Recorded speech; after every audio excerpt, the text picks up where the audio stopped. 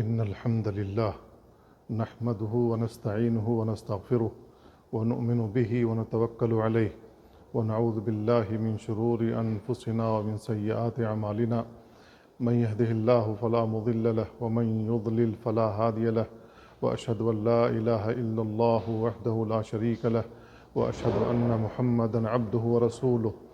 أما بعد، فإن خير الحديث كتاب الله، وخير الهدي هدي محمد صلى الله عليه وسلم، وشر الأمور محدثاتها، وكل محدثة بدعة، وكل بدعة ضلالة، وكل ضلالة في النار. اتقوا الله يا عباد الله وراقبوه وأطيعوه ولا تعصوه. يا أيها الذين آمنوا اتقوا الله حق تقاته ولا تموتن إلا وأنتم مسلمون. عباد الله، إنه الكتاب الأخير، وهو الذي يحدد المصير، فهو كتاب كامل وتقرير شامل من ولادة الإنسان وحتى وفاته. إنه كتاب الأعمال، وهذا الكتاب الأخير تفصيل وبيان لكل ما عمله الإنسان من إساءة وإحسان. قال تعالى: كل أمة تدعى إلى كتابها اليوم تجزون ما كنتم تعملون، هذا كتابنا ينطق عليكم بالحق إنا كنا نستنسخ ما كنتم تعملون. قال البيضاوي رحمه الله: كل أمة تدعى إلى صحيفة أعمالها، وأضاف الله صحائف أعمالهم إلى نفسه لأنه أمر الملائكة أن يكتبوا فيها أعمالهم. ونشر الكتب وتطاير الصحف مرحلة عصيبة من مراحل القيامة. قال صلى الله عليه وسلم: يحشر الناس يوم القيامة عراة حفاة. فقالت أم سلمة رضي الله عنها: يا رسول الله، وسوءتا ينظر بعضنا إلى بعض. فقال صلى الله عليه وسلم: شغل الناس. قلت: ما شغلهم؟ قال: نشر الصحف فيها مثاقيل الذر ومثاقيل الخردل. وقال صلى الله عليه وسلم: أما في 3 مواطن فلا يذكر أحد أحدا، وذكر منها: وعند الكتاب حين يقال هاؤم اقرءوا كتابيه حتى يعلم أين يقع كتابه.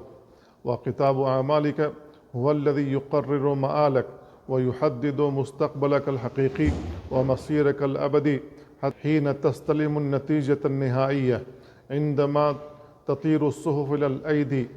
فأما من أوتي كتابه بيمينه فسوف يحاسب حسابا يسيرا وينقلب إلى أهله مسرورا، وأما من أوتي كتابه وراء ظهره فسوف يدعو ثبورا. وكتاب الأعمال يطوى عند الموت وينشر عند الحساب. قال عز وجل: وإذا الصحف نشرت. قال مقاتل رحمه الله: إذا مات المرء طوي صحيفة عمله، فإذا كان يوم القيامة نشرت.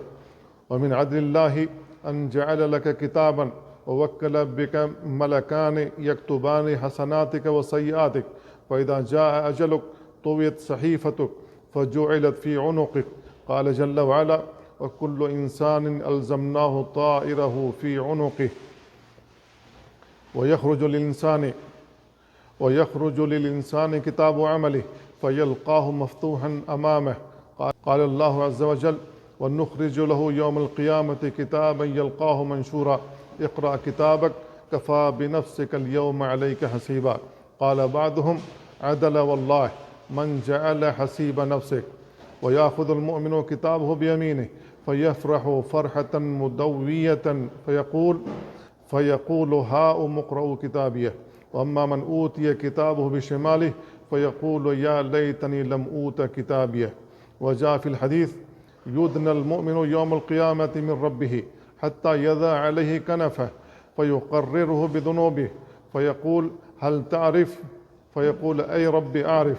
قال: فإني قد سترتها عليك في الدنيا وإني أغفرها لك اليوم. فيعطى صحيفة حسناته.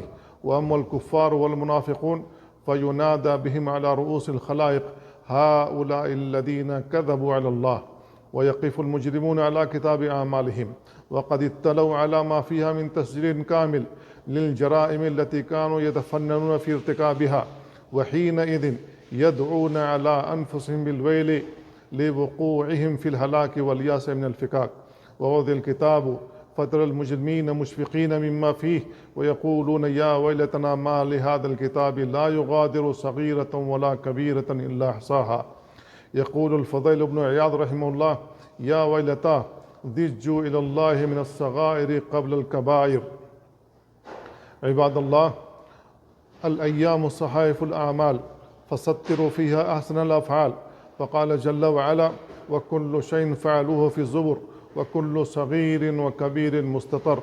قال المفسرون أي كل ما فعلوه مكتوب في صحائف الأعمال. والسعيد هو من طهر كتابه من السيئات وملأه بالحسنات. فقال صلى الله عليه وسلم طوبى لمن وجد في صحيفته استغفارا كثيرا. فبادروا إلى تطهير صحائفكم بالتوبة والاستغفار ولا تسودوها بالذنوب والإصرار. أم يحسبون أنا لا نسمع سرهم ونجواهم بلى ورسلنا لديهم يكتبون. اللهم يمن كتابنا ويسر حسابنا وثبت على الصراط أقدامنا. ربنا تقبل منا إنك أنت السميع العليم وتب علينا إنك أنت التواب الرحيم. وصلى الله وسلم على نبينا محمد وعلى آله وصحبه أجمعين.